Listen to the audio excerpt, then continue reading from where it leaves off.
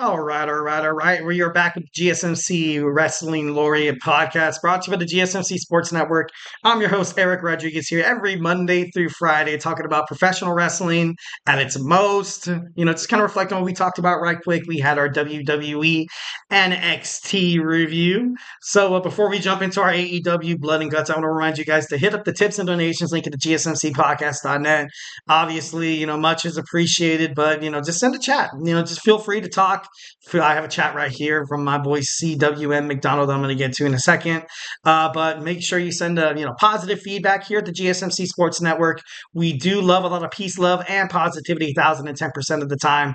And I want you to Superman punch that like and subscribe button to the show. Also, don't be afraid to leave your opinions, statements. Give me a shout out of where you're telling, you're kind of answering from and stuff like that. So yeah, we're gonna dabble on into that in just a second. So make sure we get viewers that have a lot of questions that come in during the show. So to ensure that your question gets read on air, I ask you guys to use the tips and donations link at the GSMCpodcast.net with your comments, questions, and concerns. All right, so let's dig on into our second segment, AEW Blood and Guts. But before then, I have a chat from my guy. I have with SummerSlam definitely being on the way. A lot of build up from Raw and SmackDown. Raw happened, so now you only have one more episode of Raw, and SmackDown, you have two episodes until the greatest party of the summer. I will be watching SummerSlam. Oh my God, I can't wait to watch it. Can't wait to analyze it. Can't wait to, this question I want to ask you is, do you think Dominic Mysterio is going to screw over Rhea Ripley so early? Do you think the Judgment Day is ready to finally be disbanded after talks and rumors and just so much turmoil between the last couple of months between the Judgment Day? Why do you see Alexa Bliss returning? I see her returning at SummerSlam because she's been seen backstage. She's been seen in the wrestling performance center, training and stuff like that. Also, it is her hometown. She's in her home state of Ohio. Definitely pretty big. When it comes to WWE, something that they've always have done, something that they will do forever, is when whoever's in home territory, you're going to have something big happen for the home superstar. Obviously, that wasn't the case for Bret Hart in Montreal against the Shawn Michaels for the Montreal Screwjob, but. For the most part, I do see Alexa Bliss returning at SummerSlam, and it would be crazy if she comes back in a doll mask.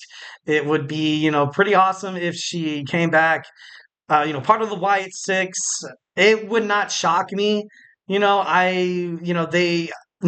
Cross and Alexa Bliss have amazing chemistry. Amazing chemistry. They were World Tag Team Women's Champions for a pretty long run.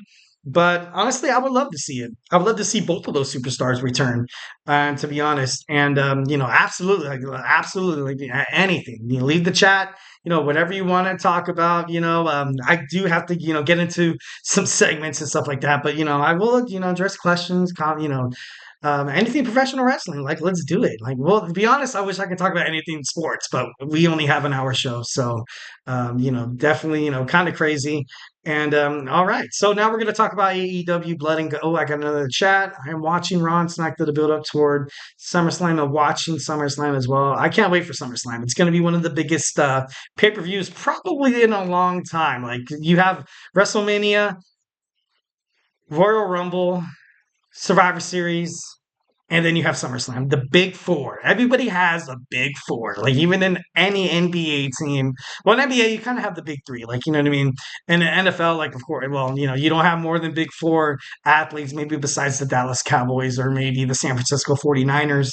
But, definitely love that 1,010%. So we're going to be live in Nashville, Tennessee, home of the Predators, the Nashville Predators here tonight on AEW Dynamite, Blood and Guts.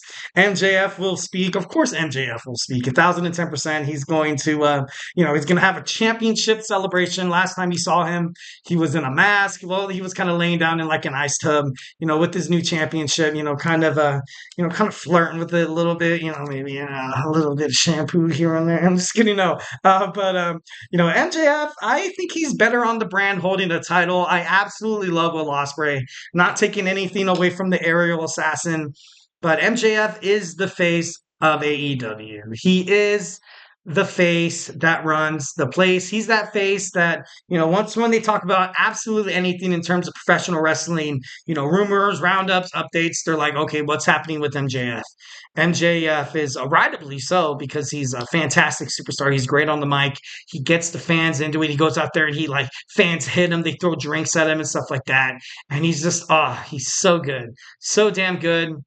But yeah, he deserves obviously a title around his waist.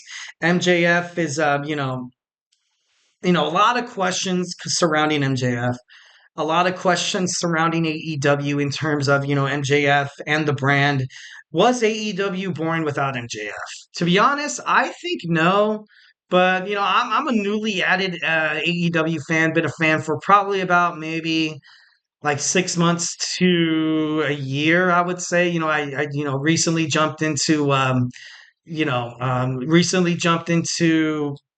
AEW Dynamite, Collision, and Rampage. Rampage, obviously, Friday Night SmackDown. It's kind of hard to compete and stuff like that. And then on Saturday Night Collision, I usually, it's you have the WWE PLEs, and it gets a little troublesome.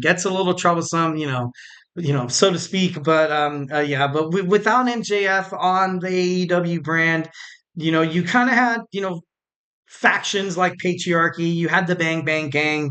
You also had Samoa Joe, and you also have the creation of the Elite.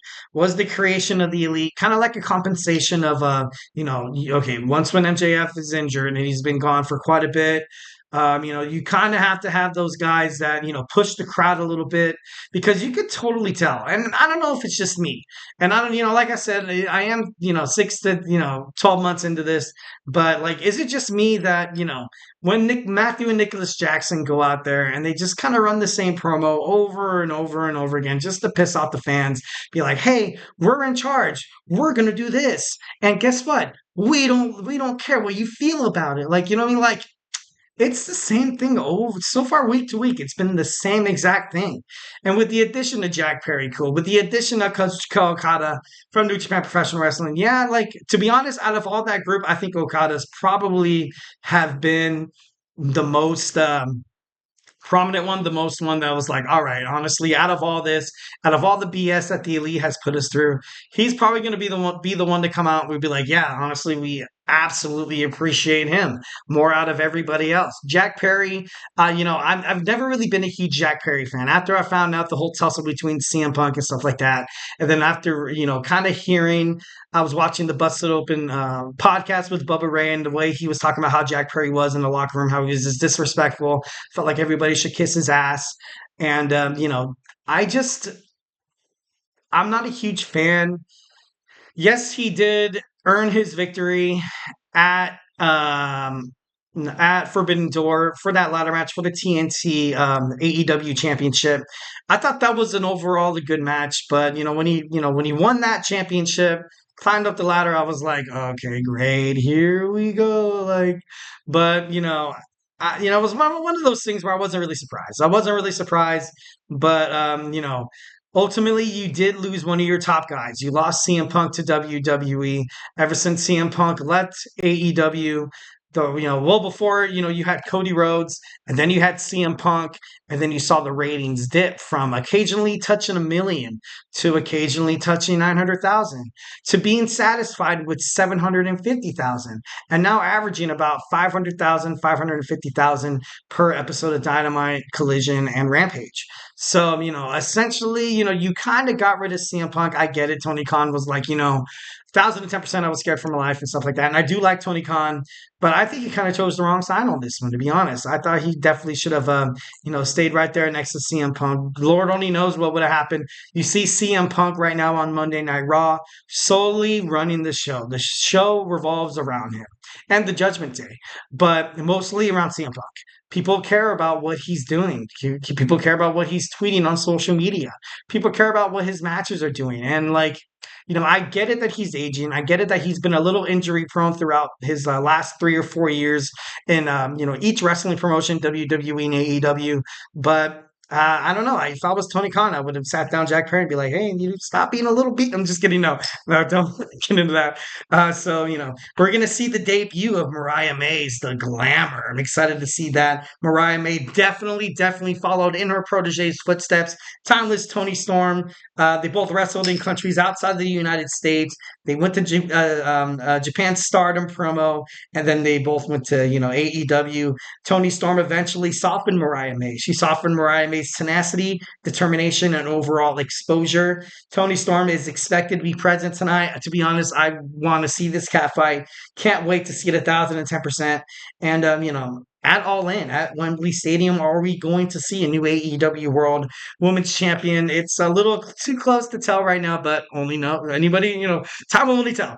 Time will only tell. Timeless Tony Storm. No, I'm just kidding. No, that'd be pretty cool. But now we have the FTW Championship match. Chris Jericho of the Learning Tree takes on Minoru Suzuki. The Learning Tree banned from ringside. No Big Bill. No Bad Apple. So now it's, I like this match. I think it's going to be a great opportunity for Suzuki to finally take down Chris Jericho after all the past 2 years, all the, tenacity and all the animosity between the two competitors. Obviously, Chris Jericho, once when Brian Keith was injured, wanted Suzuki to step in to be a tag team partner, but Suzuki was like, "No, I have no interest in teaming up with you, Chris Jericho. I want to take you down for that FTW Championship." So we're gonna see it tonight. Can't wait. Dr. Britt Baker, DMD, is gonna take on Hikaru Shida. Shida is a multiple-time AEW World Champion. This is going to be a real test for Britt Baker heading into All In, taking on Mercedes Moné. This is, I love Britt Baker. Britt Baker went from a jobber on WWE to being the faces of, one of the most prestigious rising wrestling star, in the world. Like Britt Baker is definitely 1,010%. Love to see her on AEW. Can't wait to see what she decides to do tonight. So yeah, obviously all heading toward All In. So next we have our Blood and Guts match. Team AEW of the Acclaimed, Darby Allin, Mark Briscoe, Swerve Strickland taking on the Elite, Matthew and Nicholas Jackson, Jack Perry, also Kazuchika Okada, teaming up with the Hangman, Adam Page. And it's gonna start. It's gonna be crazy in a giant match and stuff like that. It's going to be 2 tons of steel. You're gonna see the two teams teaming up, getting ready to tear each other apart. Absolutely 1,010%. We're gonna have 2 wrestlers start. The advantage is determined via a pre-show coin flip. Can't wait to see that. After 5 minutes, you're going to see every one by one. You're going to see the superstars come in, and the Elite, obviously, they won. They won Anarchy in the Arena at Double or Nothing in Las Vegas, and it was big. It was big. I honestly thought they weren't going to win. I thought, with the pressure that Matthew and Nicholas Jackson kind of had. Then you had Darby Allin. Then you had the American Dragon Bryan Danielson join the fray, and it just it looked kind of dire for the Elite. But right now, you have Darby Allin 110%, Swerve Strickland on a high. You also have Mark Briscoe defeating, guys like Kyle Fletcher. To be honest, I think Kyle Fletcher is better besides Kazuchika Okada. And maybe Hank Van Page could, defeat all, 3 of those guys with, his hands behind his back. And, the Acclaimed, obviously a lot of, animosity in the team. They need to come together. Darby Allin, he fought Swerve Strickland about a year ago. And, one locked the other one inside of a casket. And then Darby Allin and the Acclaim need to put their tensions aside. And, Mark Briscoe and Swerve Strickland fought in a Continental Clash. So there could possibly be, some, it's your fault, it's my fault, like, let's get over it type of deal for AEW Blood and Guts. So, absolutely can't wait to watch it. Have not checked a single shred of social media like TikTok, Instagram, or Facebook on any kind of updates. So I'm going to go into it blind. Can't wait to see what happens next. All right, next we have our Ring of Honor Death Before Dishonor pay-per-view talk. We're going to get into that as soon as we come back. So, hey, do not go anywhere.